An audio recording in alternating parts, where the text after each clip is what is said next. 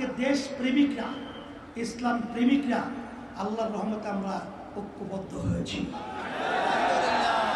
আর এই ঐক্যবদ্ধের এই নারায়ে তাকবীর স্লোগানে এই ক্ষমতা প্রেমিকদেরকে বাংলার জমিন থেকে উৎখাত করে বঙ্গোপসাগরে নিক্ষেপ করতে হবে।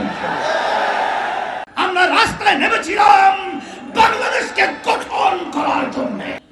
জুলাই অভ্যুত্থানে কোন রাজনৈতিক দল ব্যানার নিয়ে রাস্তায় নামতে পারে নাই।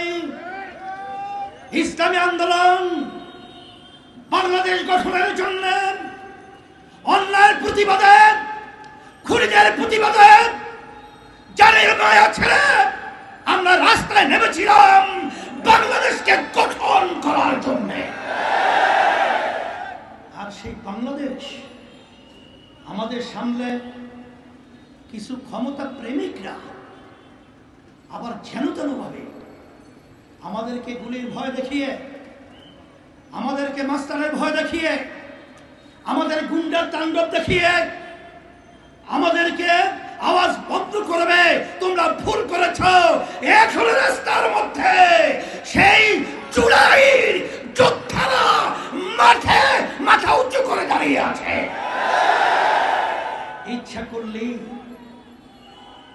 যেন তারা নির্বাচনের মাধ্যমে এই দেশকে আমরা আর বিদেশের তাবেদার রাষ্ট্র বানাতে চাই না। আমাদের দেশে টাকার বিদেশে পাচার করার সুযোগ দিতে চাই না। আমাদের দেশকে আর বারবার সন্তান মাহারা হোক, আর সন্তান মাহারা হয়ে মা চিৎকার করবে, এই পরিবেশ আমরা চাই না। এই পরিবর্তন আমাদেরকেই করতে হবে। সুজনের জরিপ ৭১% মানুষ পিআর পদ্ধতিতে নির্বাচন চায়। প্রতিটা ভোটারের সেখানে মূল্যায়ন হয়। আর পিআর সিস্টেম নির্বাচনের মাধ্যমে এককভাবে ফ্যাসিস্ট চরিত্র সরকার প্রতিষ্ঠিত হওয়ার সুযোগ নাই। এবং প্রতিটা রাজনৈতিক দলের প্রতিনিধি সংসদে দেওয়ার সুযোগ থাকে। তখনই দেখবেন যে এলাকা ভিত্তিক যে গুন্ডা তৈরি হয়, চাঁদাবাজ তৈরি হয় এবং সেন্টার দখল হয়, এগুলো আল্লাহর আমাদের পিআর সিস্টেম নির্বাচনের মাধ্যমে সম্পন্ন হয়। এই জন্যই পিআর পদ্ধতি নির্বাচন এবং মৌলিক সংস্কার এবং দৃশ্যমান বিচার, এরপরই জাতীয় নির্বাচনের চিন্তা করবেন। এটা আমরা উদাত্ত আহ্বান জানাচ্ছি বর্তমান কমিশনারের নির্বাচন এবং অন্তর্বর্তীকালীন সরকারকে।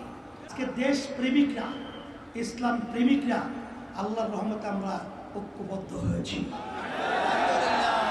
আর এই ঐক্যবদ্ধের এই নারায়ে তাকবীর স্লোগানে এই ক্ষমতা প্রেমিকদেরকে বাংলার জমিন থেকে উৎখাত করে বঙ্গোপসাগরে নিক্ষেপ করতে হবে।